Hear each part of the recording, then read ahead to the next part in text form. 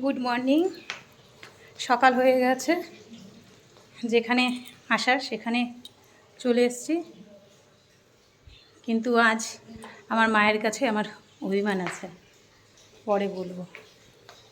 ই বাবা, একটু ভাত ভাত বসিয়ে মাত্র একটু ওই ঘরে গেছি, আর সঙ্গে সঙ্গে ভাতগুলো চারোদিকে ছড়িয়ে ছিটিয়ে একাকার হয়ে আছে।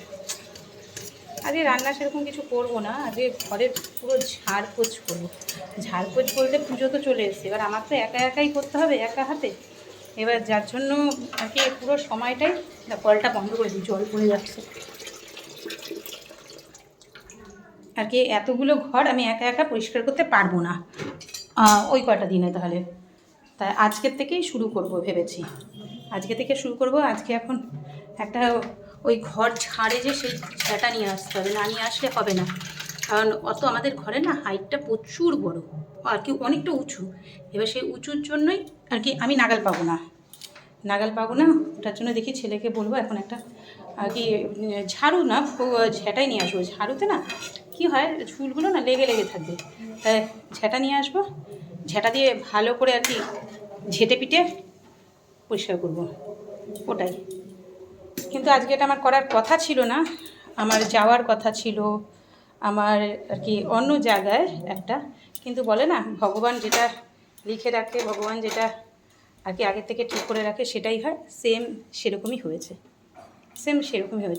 সকালবেলা উঠেছি, কাল কথা ছিল, মা বলেছিল যে ইসে করবে, ওই যে কি আজকে লোকনাথ বাবার ওখানে যাবে, আমাকেও বলেছিল যাওয়ার জন্য। আমি ঠিক আছে যাব, এক কথায় রাজি হয়ে গেছি যাব।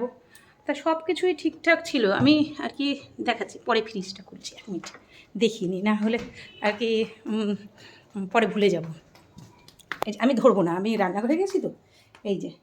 এই হচ্ছে গামছা, ঠাকুরের শাড়ি আর কি যেটা পরবো, আর ব্লাউজ সব গুছিয়ে রেখে দিয়েছি, যে সকালবেলা উঠে স্নান করব, স্নান করে পুজোটা দিয়ে আমি চলে যাব। আর ছেলেদেরকে বলেছিলাম যে তোরা একটু পরোটা কিছু এনে খেয়ে নিস, তাই বেরিয়ে যেতে পারবো। আর যদি ভাতটা করে দিয়ে যেতে পারি, একটু সেদ্ধ ভাত, আমার ছেলেপেলে অত বায়না ঠায়না নেই, যে সেদ্ধ ভাতটা করে রাখবো, খেয়ে নেবে, আর এসে আমি পরে কিছু করবো, এটাই কথা ছিল। আর মেয়ের টিফিনটা করে দিয়ে যেতে হবে, তাই আমাকে সকালবেলা অনেকটা সকালেই উঠতে হবে, যেহেতু মেয়ের টিফিন করব। তারপর আবার ঠাকুরের বাসন মাজবো, ঠাকুরের ঘর মুছে পুজো টুজো দেবো, রান্নাঘরটা তো পরিষ্কার করে রেখে যেতে হবে, সমস্ত কাজে আর কি সেরকমভাবে করতে হবে। তা সব কিছুই ঠিকঠাক ছিল। কিন্তু সকালবেলা উঠে মা আমাকে ডেকেছে তখন 6:30। আমি বলেছিলাম 5:30টায় ডাকতে, 6:30টায় ডেকে বলছে কিরে যাবি কখন, রেডি হচ্ছিস? আমি রেডি, আমি তো এই উঠলাম ঘুম থেকে আর কি, তুমি যখন ডেকেছো তখনই উঠেছি আমি। তখন বললো যে তো সবাই রেডি, আমরা তো বেরোবো। আমি মেয়ের টিফিন করবো কী করে, মেয়ে বাগবাজার করতে যাবে, তাই মেয়েটা সারাদিনের জন্য যাবে, তাই ওকে তো আমার টিফিনটা করে দিতে হবে, আমি ওর টিফিন করবো কী করে, আমি স্নান করে পুজো না দিয়ে যাবো কী করে? বলে না রেডি তো, ঠিক আছে। আমি না, তাই আমি যাবো না, তোমরা চলে যাও, ঠিক আছে। তা আমার পক্ষে তো হবে না, তুমি তো আগে আমায় আর কি বলোনি, আমার তো ঘরে পিছিয়ে করার কেউ নেই না, কাজগুলো কে করবে আমার ঘরে? তখন মা ঠিক আছে চুপচাপ ফোন রেখে দিল, ভালো কথা। তাই আমিও আর কোনো কিছুই করলাম না, আমি উঠে মেয়ের টিফিন করলাম, মেয়ের টিফিন করে রেখেছি। এবার তার আধ ঘন্টা পর মা আবার দেখি নিচে এসছে, এসে বলছে যে যাবি না? আমি যাবো না, তুমি তো আর কি বলে তোমরা বেরোচ্ছ, তাই আমি রেডি হইনি, আমি যাবো কেন? শ্যাম্পু করা অনেক কিছু বাকি থাকে। তখন বলছে যে না এই তো বেরোবো। তখন আমার পাশের বাড়ি মামি বলেছিল যে তুই রেডি হ, দেরি হবে, ঠিক আছে, দেরি করেই যাবো, চ। কিন্তু দেখো, দেরি করে যাব, দেরি হয় মানে তখন 7টা বাজতে চলেছে, ঠিক আছে। এবার 7টা বাজতে চলেছে মানে আমি তখন যদি আর কি শ্যাম্পু করি, স্নান টান করে এবার আমি পুজো টুজো দিই, তার মানে অনেকটা আরও দেরি হয়ে যাবে, অনেকটাই দেরি হয়ে যাবে। অন্তত 8:30 তো বেজে যাবে না, আমার ওই ঠাকুর ঘর মোছা টোছা সব কিছুই থাকে, রেডি হবো। তাই আমি বললাম না, তোমরা চলে যাও, আমি যাব না। আমি সেটাই ভাবছি, ভগবান যেটা আর কি লিখে রাখে যার জন্য সেটাই হয়। আমরা সাময়িক কষ্ট পাই, ঠিক আছে, যে কোনো জিনিসে, কিন্তু সেটাই হবে যেটা ভগবানের লেখা আছে, আর কিছু করার নেই। তা যাই হোক, এমনি আগে একবার কথা হয়েছিল যে আমার বান্ধবীদের সাথে আমি যাব, হয়তো ভগবান সেটাই লিখে রেখেছে, আমার ঈশ্বর সেটাই লিখে দিয়েছে যে আমি আমার বান্ধবীদের সাথেই যাব হয়তো, যাকগে ঠিক আছে, ওদের সাথেই যাব। আর কি বলবো বলো, তা সকালটা এরকম হয়ে গেছে, মনটা ঠিক আছে, ও কি বলবো আর বলো, আর কিছু বলার নেই। এই এখন তা যেহেতু যাইনি, তা এখন ঘরের কাজটাই ঠিক মতো করি। এখন ঝুলগুলো ঝাড়বো, যে বাড়িতে যখন রয়েই গেছি, তা এখন ওই আজকে এই ঘরটা ধরবো, এই ঘরটা পরিষ্কার করে ঝুল টুল, অনেকগুলো ঘর তো, এবার ঝুল ঝাড়া থাকে, এতগুলো পর্দা টর্দা কাচাকাচি, সমস্ত সব কিছুই আমার নিজে হাতে করতে হয় আর কি। হেল্পিং হ্যান্ড বলতে সেরকম কোনো কিছু কেউ নেই, ওই আমার এক দিদি আছে, সে শুধু বাসন মাজটা ধুয়ে দেয় আর হচ্ছে ঘরটা মুছে দেয়, আর কিছু না। তাও তো ঘরটা সাপ ঠাপ দিয়ে ওগুলোও করতে হবে, কারণ কালি কালিই পড়ে গেছে, মার্বেলটা পুরো কালি কালি হয়ে গেছে, আর এত বড় ওই না, সমস্যা হয়ে যায় আমার। এখন এই হচ্ছে ব্যাপার, কিছু করার নেই, ওটাই, ভগবান না চাইলে কোনো কিছুই হবে না, তাই না? কাপড়ের মানে কাপড় পরে রয়েছে, সব কিছু পরে রয়েছে, আমিও বাড়িতে পরে রয়েছি, আমারও যাওয়া হয়নি। অনেক আগে গেছি, আমি গেছি মঙ্গলদ্বীপে, কিন্তু অনেকটা আগে ভেবেছিলাম এবারও যাব, কিন্তু হয়ে উঠলো না আর।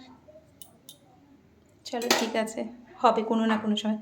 আজকে বেশি কিচ্ছু রানবো, বেশি কিছুই রানবো না, রানবো হচ্ছে ওই যে কি আলুর চোখা করব, আর হচ্ছে চাল কুমড়ো ভাজবো, ওই দিয়ে সর্ষে ঢুকিয়ে চাল কুমড়ো ভাজবো, আর হচ্ছে ওই চালতা দিয়ে ডাল করবো, আর কিছু করবো না আজকে, এই করবো ব্যাস। আবার কি হবে, 1 মিনিট, ফোনটা না এখানে রেখে নিই, না হলে আমার অসুবিধে হচ্ছে প্রচণ্ড। এই হচ্ছে সমস্যাকর জীবনযাপন নিয়ে চলা। ফুলের মালাগুলো আজকে ফেলবো, আমার খুব ভালো লাগে, এই যে জুঁই ফুলের মালা, কি সুন্দর লাগছে, শুকিয়ে গেলে না আরও সুন্দর লাগে বেশ, কিন্তু গন্ধটা না এখনও আছে, শুকনো হলে কী হয়েছে, গন্ধ কিন্তু এখনও আছে না। বকুল ফুল ভালো লাগে, জুঁই ফুল ভালো লাগে, সুন্দর লাগে এইসব ফুলগুলো। এখন একটু সবজি মবজি কাটাকাটি হবে, আমি তো বটিতেই কাটি, আমার তো কাটার আর কি নেই, বটির মধ্যে বসে কেটে নিই। ছুরিতে না আমার অনেকটা দেরি হয়ে যায়, ছুরিতে কাটাকাটিটা খুব কম করি না, তা না, খুব কম করি। এখন বটির মধ্যে বসে এই যে চাল কুমড়োটা পড়া করবো। ছেলে চিকেন নিয়ে আসেনি, ছেলেকে বললাম যা তুই যা, বলে আমার মিটিং আছে। কী বলবো, আমার ছেলেটা এমন হয়ে গেছে সব কিছুতে 100% দিতে যে ওর নিজের কোনো ছুটি ছাটা নেই, নিজের কোনো কিছু নেই, সারাক্ষণ কাজের মধ্যেই ডুবে থাকে, সারাক্ষণ 24 ঘন্টা কাজের মধ্যে ডুবে থাকে। কিন্তু আমাদের এখন একটা সময় হচ্ছে আমরা না হাঁপিয়ে গেছি, আর ভালো লাগে না, কিছুই ভালো লাগে না। আমি জানি না আমার কিছুই ভালো লাগে না কেন, কি যেন, আমি আমার এইসব বান্ধবীদেরকেও বলছিলাম, আমার না, আমি জানি না আমার কেন কিচ্ছু ভালো লাগে না, কিচ্ছু না। কী যেন এটা ডিপ্রেশনের একটা আর কি ভাব ঠাক নাকি আমি জানি না, কিন্তু কিছু ভালো লাগে না। আমার না ক্যামেরাটা কেমন যেন করে রেখেছে, যার জন্য আমার এই সকাল কেউ লিপস্টিক দেয় না, কিন্তু আমার মুখটা কেমন হয়ে রয়েছে, আমি তো বুঝে পাচ্ছি না। এবার ঠিক আছে, ছেলে মেয়ে যা করে, একটা ফোন গেছে নষ্ট হয়ে, ফোনটা গেছে নষ্ট হয়ে, ঠিক করতে দিয়েছি, ওই ফোনের দোকান থেকে আর কি বলছে, যে আর কি আমার দাদার ছেলেই আর কি, পাড়ার তো দাদার ছেলেই বলি, ও বলছে এবার ফোনটা চেঞ্জ করো। আমি না, আমার হবে না চেঞ্জ করা, বলে আর কতদিন, আমি যতদিন চলে, তাই না, যতদিন চলে ততদিন চালাবো, এখন হবে না ফোন চেঞ্জ করা। ফোনটা 2 দিন পরই নষ্ট হয়ে যায়, 2 দিন পরই নষ্ট হয়ে যায়, এত নষ্ট হয় যে ভাববার বাইরে। এই যে চাকা করে কেটে তারপর করবো, এই যে চাকা এটা একটু হাঁ করে নিয়েছি, এই আয়ের মধ্যেই সর্ষে পোস্ত ঢুকিয়ে দেবো, গরম গরম ভাজবো তারপর।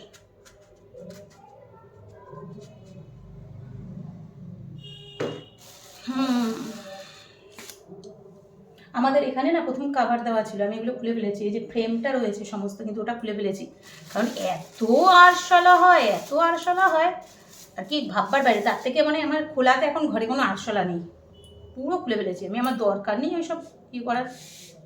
এই যে চালতা, আজকে চালতা দিয়ে ডাল হবে, মন ভালো না তাই রান্নাও হবে না, ব্যাস সোজা কথা। ভেবেছিলাম এবছর কেদার যাব, ভগবান যাই না কেন কী হয়, এবার কেদার তো যাচ্ছেই না, কেউ কেউ যাচ্ছে না। আমি আজকে আর কি ইউটিউবেও দেখছিলাম সার্চ করে, খুঁজেই পাচ্ছি না কেউ যাচ্ছে, যে কেউ নেই, কেউ যাচ্ছে না, কী করা যাবে।